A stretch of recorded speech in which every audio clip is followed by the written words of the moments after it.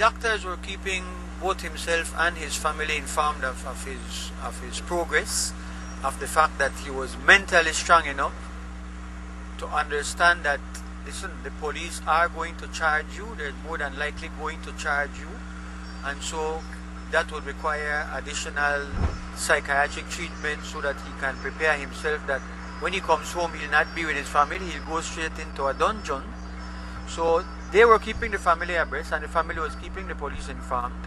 And when the medical officers gave him a discharge, they informed the police, and the police says, well, as soon as he's ready to come into the country, alert us so that we can detain him and proceed to do whatever it is that they would have done. So I suspect that in fact the family notified the police, and when he was brought in, he was handed over to the police officers, and so he was in custody, and he was charged today and taken before magistrate.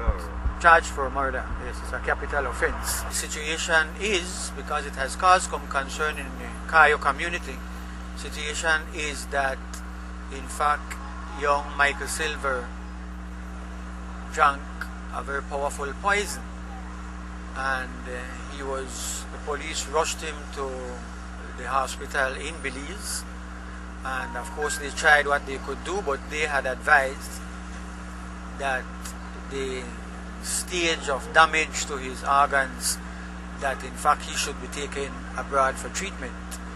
And in fact, with permission, he was allowed to attend medical treatment in next door Guatemala.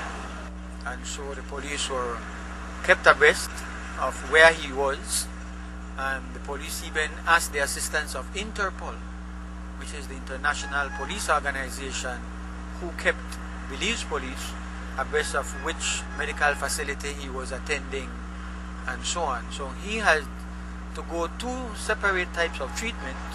One, to try and protect him from the damage caused to the internal organs by drinking poison. And two, of course, a person who has reached that stage of trying to take his life.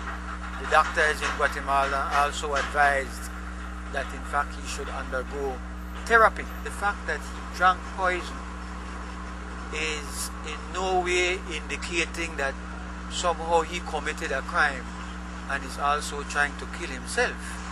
This is a situation where, because it is going to come up for trial, it is unfair for me to say too much, but the evidence against Mr. Silva is not strong evidence. There is no evidence that he killed anyone, that he killed that young lady.